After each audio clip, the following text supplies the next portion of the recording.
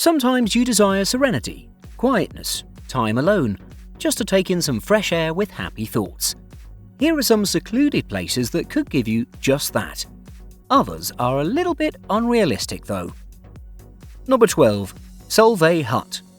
This mountain hut seems to be in the middle of nowhere. It's the highest in the world at 4,003 meters. It's owned by the Swiss Alpine Club. It's hardly ever used unless there's a dire emergency. Built in 1917, 50 years after the first ascent of Matterhorn, which took place on the ridge, it has 10 beds and working radio telephone to be used by mountain climbers if there's an emergency. The name Solvay comes from the Belgian chemist and industrialist Ernest Solvay, who in 1904 donated 20,000 francs for the construction of the mountain hut. The building materials for the hut were transported with a cable rising from Honli Hut.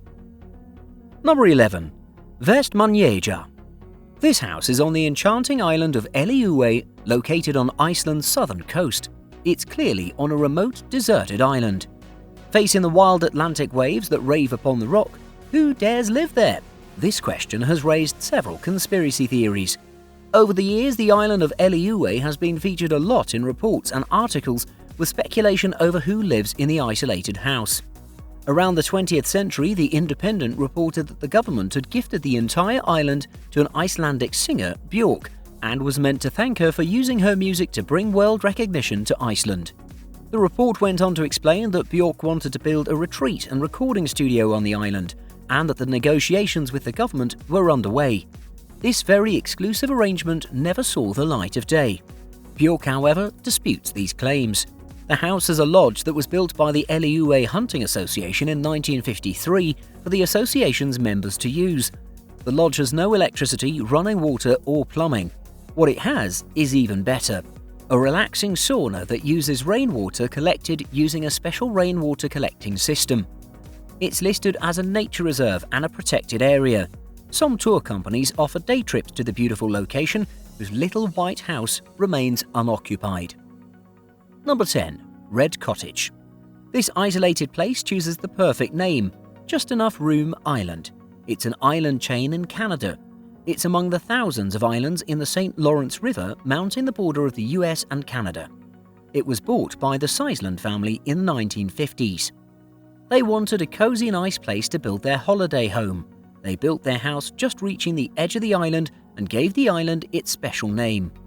The plan to get a haven backfired when the family had to deal with tourists who thought it a sightseeing opportunity. Number 9.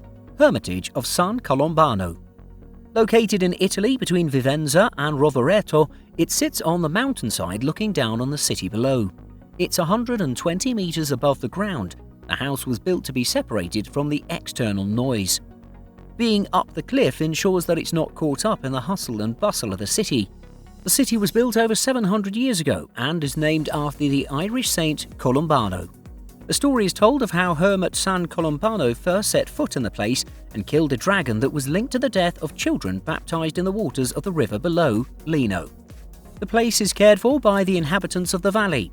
The province of Trent in 1966 restored the church, and the opening to the public for visitation and pilgrimage is facilitated by volunteers who are known as the Friends of St. Colombano. To get inside the structure, you have to pass through the Lino Gorge and then climb 2 steep steps up the gorge. Every Christmas, there's a candlelight walk up to the Hermitage where the pilgrims who climb up the steps pay respect to the saint. Number 8. Casa Malapate. Casa Malapate is also known as the Villa Malapate. It's located on Punta Masullo on the eastern side of Capri, Italy. It's the best illustration of how modern and contemporary architecture can come together. Its construction started in 1937, and at the forefront was the architect Adalberto Libera for Cusio Malaparte. What's interesting though is that Malaparte rejected Libera's designs and built the home all by himself and employed the help of a local stonemason, Adolfo Amitrano. The striking house has a red masonry box shape and has stairs that lead to a magnificent roof patio. The house is on a dangerous cliff that is 32 meters above sea level. The house is only accessible by crossing the island on foot. It takes almost an hour and a half to trek to the summit. You have to be pretty determined to get there. Once you do though, you won't regret it. Casa Malapate's interior and exterior are featured in the 1963 Jean-Luc Godard film Contempt, Le Mépris. Number 7. Villa Metlin. This stunning house is located in the Finnish archipelago. Villa Metlin is a scenic and secluded space built in a small depression inside the natural rock. It's the ideal getaway to enjoy the great outdoors. The scenery can be seen clearly from the terrace. To build this house, basic materials were used. When you stand on one side of the structure, you see water, and when you stand on the other side, you see land. The home is made of local wood, and to keep the place warm, it's heated by a wood-burning stove. Since in Finland saunas are second nature, you'll find one a few meters away from the house for your pleasure. The sauna area is also made from the same local wood. The land is a marvel to the eyes, where you see trees, exposed rocks, and plenty of vegetation. The key highlight of the house is the cozy terrace, which looks out to the water and offers one an unforgettable view. Number 6. Stockholm, Sweden. Just a few miles from Stockholm, Sweden, there's a lovely house located at the highest point of the island. It's stretched out to about 137 square meters. The house is hidden and very breathtaking. It includes a living room, guest room, a kitchen, and glass doors that lead to a large deck. It has a sauna for you to relax and revitalize, but surely you don't need so much space for relaxing. Number 5. Kakheti Pillar. 130 feet above the hills of central Georgia, you'll find Kakheti Pillar, overlooking the small river valley of Katskura. The locals consider it to be the pillar of life, and for a long time it remained unclimbed, unstudied, and unsurveyed. All this changed in 1944, and between 1999 and 2009, more conclusive research was conducted that established that the place was an early medieval hermitage. Historically, Georgia is known to have adopted Christianity in the 4th century. The Kakheti Pillar became the site of a small church that was built in the 7th century. The place had one single occupant for 20 years, a Georgian monk. What a view! The monk didn't need anyone's company. The fact that he was the sole recipient of the picturesque beauty was good enough company. By the way, women are not allowed to climb up the pillar. Number 4. Artist Studio Fogo Island, Canada. Fogo Islanders are known to be simple and independent people. They're fishermen and appreciate greatly that they get to enjoy the beautiful landscape that surround them. On the island, you'll find 5 artist studios built by Shorefast Foundation. It was the perfect juxtapositioning of architecture against culture and community. The idea behind the studio design was to contrast the natural setting by setting up geometric structures that would somewhat stand out artistically. The studios stand on pillars near the sea, and each is isolated and can be translocated to any part of the island. It's the perfect place for creatives such as painters, musicians, filmmakers, designers, and writers to find inspiration without any distractions. As much as the studios seem modern, they try and stay true to the island's traditional fishing sheds, with wood shells and supporting stilts, and when you study them closely, you'll see bits and pieces of this. Although the studios exist solely for the artists, curious visitors are welcome as long as they don't become chaotic and detract from the artists. Number 3. Thatched Hut, Panama.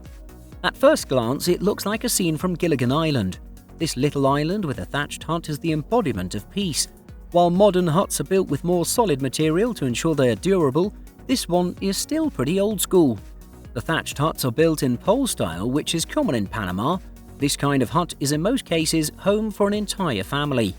The materials used are tree trunks for the main pillar, multiple types of leaves for the roof, and bamboo poles for support. A thatched hut that's well made can last for 30 years. Number 2. The House on the Sea. Robinson Crusoe for sure lived in one like this, where he could map out his adventures. This splendid house is found off the coast of Cornwall, England. The house on the sea is situated right on the beach. To reach it, you have to climb across a 90-foot suspension bridge. If you have a fear of heights, leave it down below. Surrounded by nothing but water and isolated from the town, the tiny island is one of a kind. Its interiors are a luxurious mix of sleek neutrals and modern design. At every turn, there's an offering of panoramic sea views that you can never get tired of. You can even set up a barbecue overlooking the sea and watch the waves by the bar area as you sip on your favorite drink. Number 1. Holy Trinity Monastery. This one is located in central Greece. Originally built on a meteor, it's one of a series of Meteora monasteries. Meteora means suspended in air. The Holy Trinity Monastery is the oldest among the 6 monasteries that are still standing and open to visitors.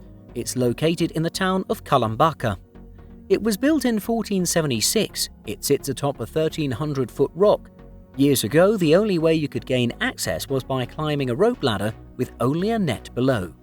Today, things have been made a little bit easier, and you can reach the entrance by climbing 140 steps that have been cut into the rock. It's said that the place once had historical treasures such as precious manuscripts. Today, they can't be found, having been stolen during World War II. This monastery is so iconic it's included in the UNESCO's list of World Heritage Sites.